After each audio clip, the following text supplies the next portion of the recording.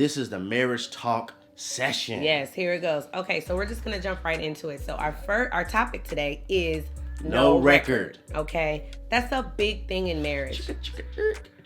No record. No, oh, did you? Okay, that's like a little record. Yeah, part. I get the record thing. Yeah. Big deal. I mean, it says in the word clearly, love keeps no record of wrong. And so I'm going to jump right in. The first point is when you keep a record of wrong, you will constantly be offended by everything that they do.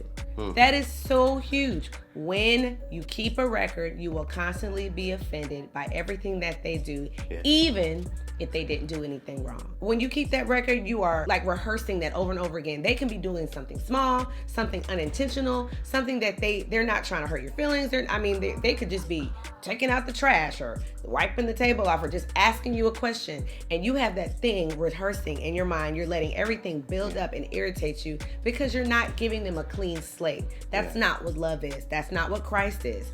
So that's why it's so important that in marriage you cannot keep a record of wrong, because listen, your spouse is gonna upset you. Your spouse is gonna hurt your feelings at times. Your spouse is gonna do things that you don't like. That's what happens in marriage. You're both two different people.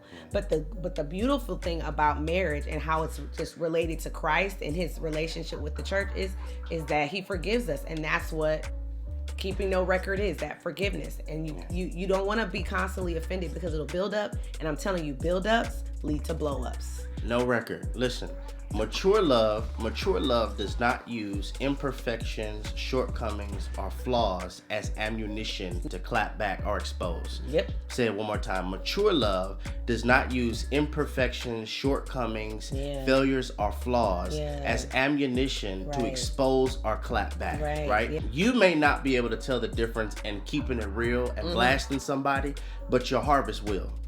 You may not be able to tell the difference between just keeping it real. You know, people like say, I just want to keep it real versus blasting somebody. You may not be able to tell the difference, but your harvest will. And true love covers, or what we like to say, love is a blanket. Yeah. It covers. It doesn't get joy. The Bible lets us know that love covers a multitude of sins. And one of the things that we really, really have to understand in marriage, if you want your marriage to work, you must be an excellent forgiver. You must be an excellent forgiver. Yes. If you struggle to forgive, your marriage will not live. So when you're dealing with covering or blanket, covering it like a blanket or forgiveness, you have to forgive like you want to be forgiven.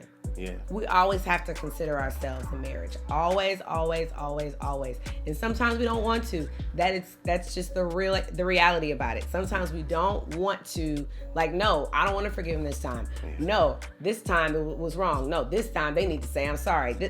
Listen, because every single time we're like, God, this time please forgive me. Yeah. This time, God, I'm sorry. And we could have did something over and over and over and over and over again. And God's grace and his mercy and his love is sufficient towards us, right? And we always want to be forgiven. Yeah. So we always have to extend that same amount of grace to our spouse, because ultimately we know this is the person that God, if you're in a godly marriage, this is the person that God put me with. This is the person, I know they love me. I know I love them. They have imperfections. We are becoming one. So I have to extend that grace and that forgiveness, just as if I want to be forgiven. Point number 1, switch rehearsals. Switch rehearsals, okay?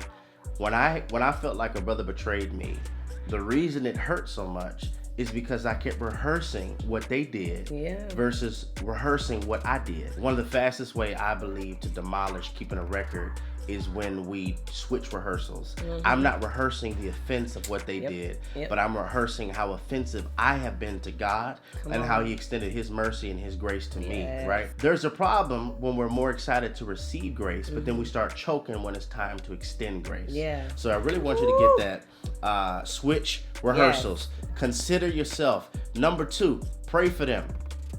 Oh, man. Pray for good things to happen to them.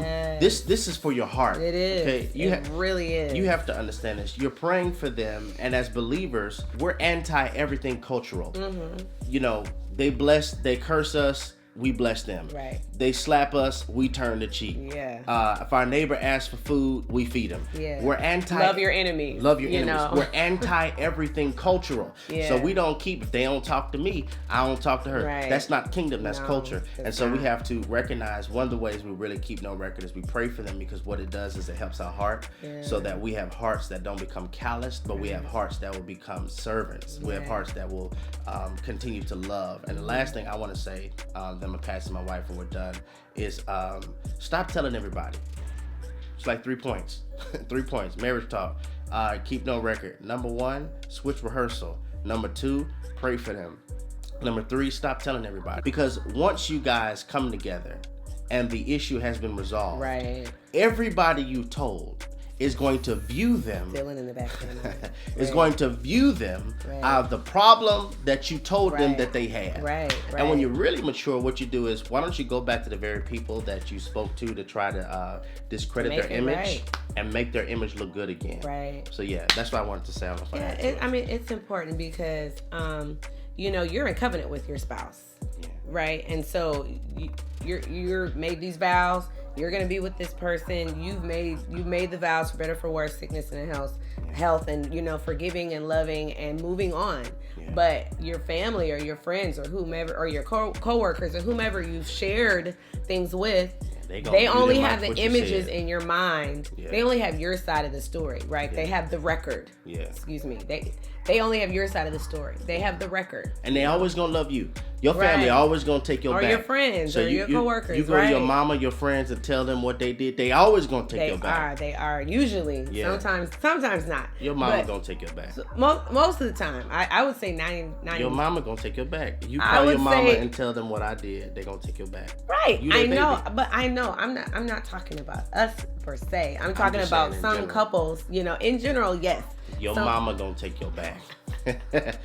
Sometimes they won't. Sometimes, like if the parents, they like know you, they may tell you about yourself. I've heard of stories like that. They're still gonna forgive you first. I know that, honey. The point is don't tell everybody, because when you tell everybody, tell everybody, they have that image in their minds, and it's going to be easier for you to cover and to not to get over that record than the people that are not in covenant with that person.